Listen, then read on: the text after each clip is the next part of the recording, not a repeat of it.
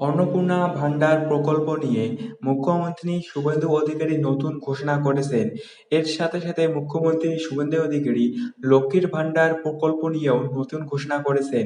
কবে থেকে এই টাকা পাবেন এবং কবে থেকে আবেদন করা শুরু হবে, ফর্ম কবে থেকে পাওয়া হবে এবং কিভাবে আপনারা আবেদন করবেন অন্নপূর্ণা ভান্ডার প্রকল্পে এবং এই অন্নপূর্ণা ভান্ডার প্রকল্পে আবেদন আপনারা কিভাবে করবেন, আপনারা কোথায় ফর্ম পাবেন এবং আপনাদের ওই অন্নপূর্ণা ভান্ডার প্রকল্পের টাকা কারা পাবেন এবং কারা পাবেন না, আজকের এই ভিডিওতে আমরা আলোচনা করব। এর সাথে সাথে যারা লক্ষ্মীর ভান্ডার প্রকল্পের টাকা এতদিন পেয়েছে তাদেরকে নিয়ে মুখ্যমন্ত্রী শুভেন্দু অধিকারী কি ঘোষণা করলেন তা আজকের ভিডিওতে আমরা সমস্ত তথ্য জেনে নেব। মুখ্যমন্ত্রী শুভেন্দু অধিকারী সাংবাদিক বৈঠকে অন্নপূর্ণা ভান্ডার এবং লক্ষ্মীর ভান্ডার নিয়ে এমন কিছু তথ্য দিয়েছেন যা আপনাদের অনেকের মনেই প্রশ্ন ছিল। লক্ষ্মীর ভান্ডার টাকা কি বন্ধ হয়ে যাবে? অন্নপূর্ণা ভান্ডারের ৩,০০০ টাকা কবে থেকে পাবেন? ফর্ম কোথায় পাবেন? আজকের ভিডিওতে এইসব প্রশ্নের উত্তর বিস্তারিতভাবে দিচ্ছি।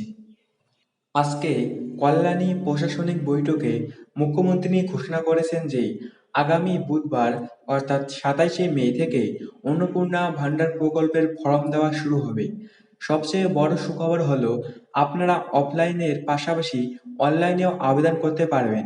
প্রশাসন জানিয়েছে কোনো ভিড় সামলাতে যাতে অসুবিধা না হয় তাই বিধায়কদের উদ্যোগে এবং বিডিওদের তত্ত্বাবধানে সরকারি কর্মীরা বাড়ি বাড়ি গিয়ে ফর্ম পূরণে সহায়তা করবেন। মনে রাখবেন, এই প্রকল্পে মহিলারা মাসিক ৩,০০০ টাকা করে সরাসরি ব্যাংক অ্যাকাউন্টে পাবেন। এবং লক্ষ্মীর ভান্ডার প্রকল্প নিয়ে মুখ্যমন্ত্রী কি ঘোষণা করেছেন দেখুন। মুখ্যমন্ত্রী স্পষ্ট ভাষায় জানিয়েছেন কোনো উপভোক্তার টাকা বন্ধ হবে না, অর্থাৎ যতদিন না অন্নপূর্ণা ভান্ডারের ৩,০০০ টাকা আপনাদের অ্যাকাউন্টে ক্রেডিট হচ্ছে ততদিন পর্যন্ত আপনারা আগের মতোই লক্ষ্মীর ভান্ডারের টাকা পেতে থাকবেন।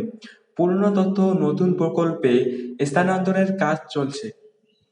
নাগরিকত্ব ও স্বচ্ছতা মুখ্যমন্ত্রী খুব স্পষ্টভাবে জানিয়েছেন যে এই প্রকল্পের সুবিধা শুধুমাত্র ভারতীয় নাগরিকদের জন্য।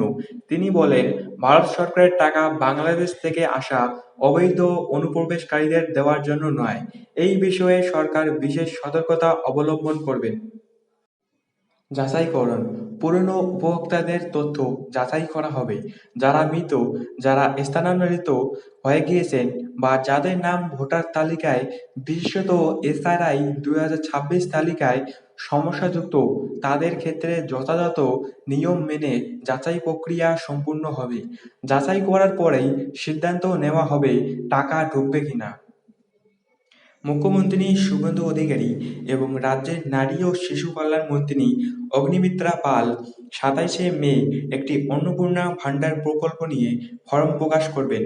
অন্নপূর্ণা ভান্ডার প্রকল্পে আবেদন এই ফর্মের মাধ্যমে হবে এবং অফলাইন ছাড়া অনলাইনেও আপনি আবেদন করতে পারবেন। তিনি জোর দিয়ে বলেছেন যে মানুষ যত দ্রুত এই প্রকল্পে নিজেদের নথিভুক্ত করবেন, সরকার তত দ্রুত তাদের হাতে সুবিধা পৌঁছে দিতে পারবে। প্রশাসন সূত্রে খবর, আগামী ১লা জুন থেকে উপভোক্তাদের ব্যাংক অ্যাকাউন্টে এই প্রকল্পের টাকা পাঠানো শুরু হবে। তো আপনারা যারা এতদিন লক্ষ্মীর ভান্ডার প্রকল্পের টাকা পেয়েছেন, আপনাদের চিন্তার কোনো কারণ নেই। যতদিন না আপনারা অন্নপূর্ণা ভান্ডার প্রকল্পের ৩,০০০ টাকা করে ব্যাংক অ্যাকাউন্টে পাচ্ছেন, ততদিন পর্যন্ত আপনাদের ব্যাংক অ্যাকাউন্টে লক্ষ্মীর ভান্ডার প্রকল্পের টাকা ঢুকবে। এমনটাই ঘোষণা করেছেন মুখ্যমন্ত্রী শুভেন্দু অধিকারী। এবং যারা নতুন করে অন্নপূর্ণা ভান্ডার প্রকল্পের জন্য আবেদন করতে চান, তারা ১লা জুনের পর থেকেই আপনারা এই প্রকল্পে আবেদন করতে পারবেন। তো আপনারা চিন্তিত হবেন না। আপনারা যতদিন না অন্নপূর্ণা ভান্ডার প্রকল্পের টাকা পান, ততদিন আপনারা এই লক্ষ্মীর ভান্ডার প্রকল্পের টাকা পাবেন। তো এইরকম আপডেট এই চ্যানেলে আসতে থাকবে। তো এইরকম আপডেট পাওয়ার জন্য চ্যানেলটি সাবস্ক্রাইব করে রাখবেন এবং ভিডিওটি যদি ভালো লাগে থাকে তাহলে একটি লাইক করবেন। তো আপনাদের সাথে দেখা হচ্ছে পরবর্তী কোনো ভিডিওতে। ততক্ষণের জন্য আপনারা সবাই ভালো থাকবেন।